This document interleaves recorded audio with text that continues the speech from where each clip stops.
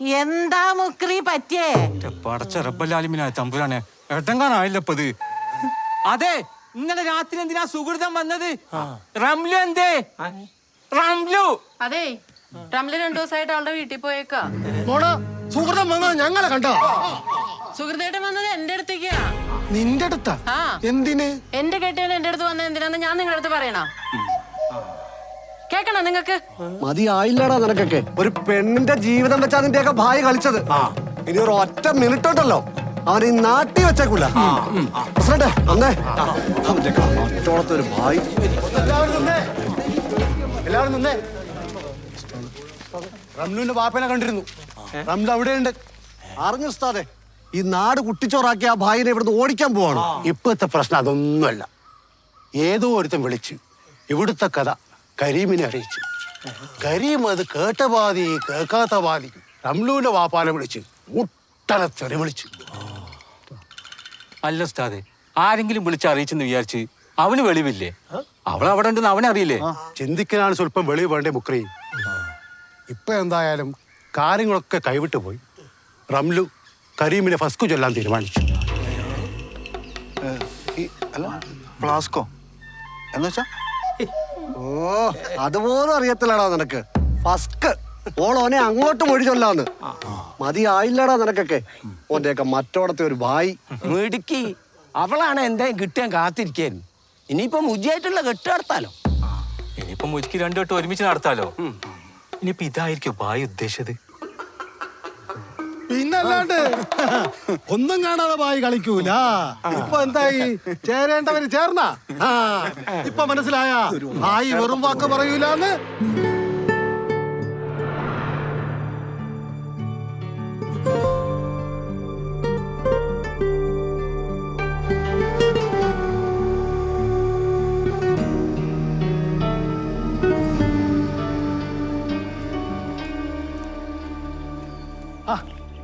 മുജിയെ,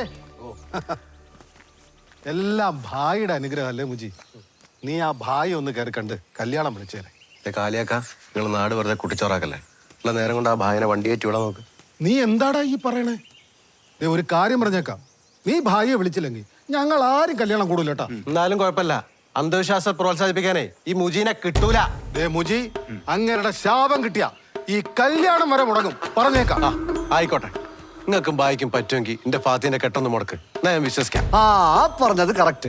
ഫാത്തിയുടെ കെട്ട് മുടങ്ങിയ ഞങ്ങൾ വിശ്വസിക്കാൻ പായില്. ഒന്ന് മുടക്കി കാണിക്കും. എന്നാ കാണാം. കാണാം കാണാം കാണാം. അങ്ങനെ അങ്ങ് പോവല്ലേ. കെട്ട് മുടങ്ങിയില്ലെങ്കിൽ ഭായിനെ ബംഗാളിലേക്ക് കയറ്റി വിടുവോ? അത് ഞങ്ങൾക്ക് മംഗളോട് ഇരുന്ന് കൂടിയാലേ.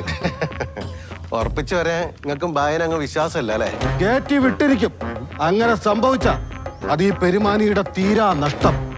ആയിക്കോട്ടെ ആയിക്കോട്ടെ. മുടങ്ങൂലല്ലോ, എല്ലാം ഓക്കെ അല്ലേ? സ്വർണം, ഉടുപ്പുകള്, നാസർ. പ്രസിഡന്റ്, മറ്റന്നാളാ കല്യാണം. 2 വീട്ടിലൊരുക്കങ്ങൾ കഴിഞ്ഞ് ഇനി എന്ത് പ്രശ്ന? അല്ല, ഭായ് കല്യാണം മുടക്കൂലേ?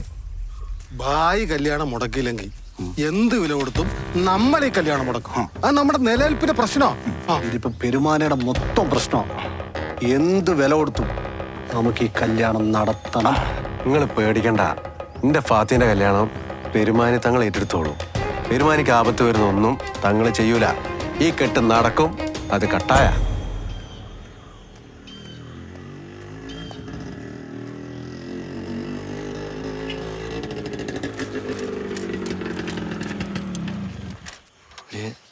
ആ തട്ടൻ അത് ഉണ്ടാക്കി തരില്ലെന്ന്.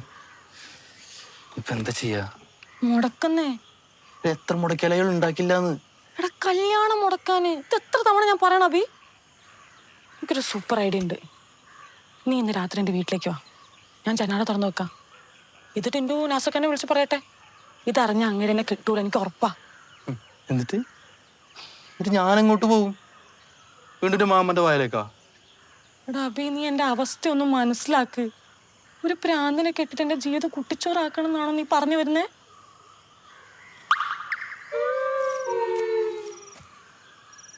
ഒട്ടിച്ചേർന്നാടാ നിക്കണത്. അതാണ് എന്റെ സങ്കടം. ഇരിപ്പ് കണ്ടിട്ട് ഇന്ന് എന്നെ ഒളിച്ചോടുന്ന മട്ട. ഓടും, ഓനൊറ്റ കൂടും, അല്ലെങ്കിൽ നമ്മളോനെ ഓട്ടിക്കും. ഓനിപ്പോ എന്താ ചെയ്യുന്നേ? ഇപ്പോ ഇപ്പൊ അവൻ അവളുടെ കണ്ണീരൊപ്പാടാ. കണ്ണീരാ? എന്തിന്? എനിക്കൊന്നും അറിയില്ല നാസറേ. സത്യം പറ ഫാത്തി, നിനക്ക് വേറെ ആരെങ്കിലും ഇഷ്ടമുണ്ടോ? വേറെ ആര്? എടാ അബി, അങ്ങനെയായിരുന്നെങ്കിൽ ഞാൻ ഈ നാസർക്കായിട്ടുള്ള കല്യാണത്തിന് സമ്മതിക്കായിരുന്നാ? അബി, എനിക്ക് ഒറ്റ കാര്യം പറയാനുള്ളൂ. ഈ കല്യാണം മുടക്കാൻ ഞാൻ എന്തും ചെയ്യും. എന്ന് വെച്ചാ? ഇന്ന് വെച്ച രാത്രി നീണ്ട അരണാണ് അടിച്ചോണ്ട് പോയി ഞാൻ പറയും. ഒന്നുമില്ലെങ്കിൽ ഓനെന്തിനാ അവളുടെ കണ്ണീരൊപ്പിയെ? അതും എന്റെ സംശയ. എടാ ഇതൊന്ന് സമാധാനിക്ക്, നമുക്ക് അബിനോട് ചോദിക്കാന്ന്.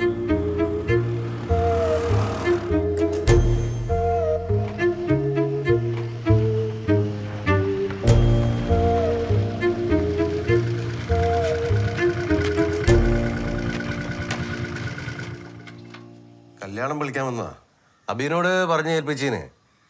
എന്നാലും ഒന്ന് നേരിട്ടൊന്ന് വിളിക്കാന്ന് വിചാരിച്ചു. ഓ, അത് കുഴപ്പമില്ലായിരുന്നു. അബി എപ്പോഴും പറയും ഫാത്തിമാനെ പറ്റി. ആ എന്താ പറയല്? ഏ, അങ്ങനെയൊന്നുമില്ല. എന്തെങ്കിലുമൊക്കെ. എന്തെങ്കിലുമൊക്കെ എന്ന് പറഞ്ഞാല് ഓരോ തമാശകളൊക്കെ. തമാശ? എന്ത് തമാശ? ഓനെവിടെ? അവന് തീരെ സമയമല്ല വീട്ടിലിരിക്കാൻ. പിരാന്ത് പിടിച്ച പോലെ ഓട്ടാ ടിൻഡോന്റെ കൂടെ. ഓൻ എവിടെയെങ്കിലും പോകുന്ന കാര്യം പറഞ്ഞിനാ? വല്ല ടൂറോ ആരുടെയെങ്കിലും കൂടെ? ഏ, ഇല്ല. ഞങ്ങള് എന്നാ അവിടെ ഇറങ്ങട്ടെ. ശരിക്കൊന്ന് ഓർത്ത് നോക്കിയേ. നാസറേ വാ. ഇപ്പൊ ഓർമ്മ വന്നോ? ഇല്ല. ഇല്ലേ? പറഞ്ഞിട്ടുണ്ട്. അബി ഇന്ന് വന്നേ. ഈ ഫാത്തിമ തമ്മിൽ എന്തേലും ഉണ്ടോ? ഫാത്തിമാനായിട്ട് എന്ത്? ഒന്നുമില്ല. ഉറപ്പല്ലേ? എന്നാ വിശ്വസിച്ചോട്ടെ. ആയിക്കാ, സത്യമായിട്ടൊന്നുമില്ല. ഒന്നുമില്ലെന്ന് പറഞ്ഞില്ലേ? വെറുതെ പായ കൊണ്ട് പറഞ്ഞിട്ട് കാര്യമില്ല. ഓനെന്തിനാ കണ്ണീരൊപ്പിയെ? പറ, ഓനെന്തിനാ കണ്ണീരൊപ്പിയെ? മാറിക്ക്, അങ്ങോട്ട് മാറിക്ക് നാസറേ.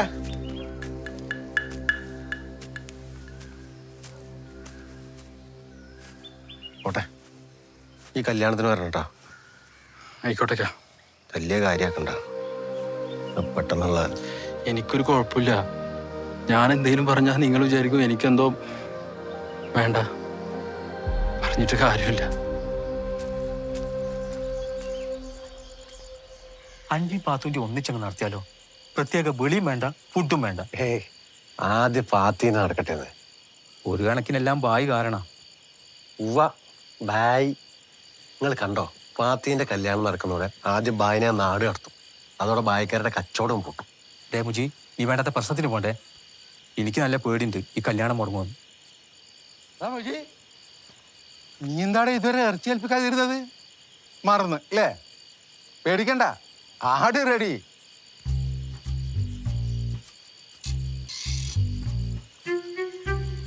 അല്ലാന്ത്രോ, അത് പിന്നെ ഇവൻ വേറെ ആളെ ഏൽപ്പിച്ച് നമ്മളെ പാത്തുവിന്റെ.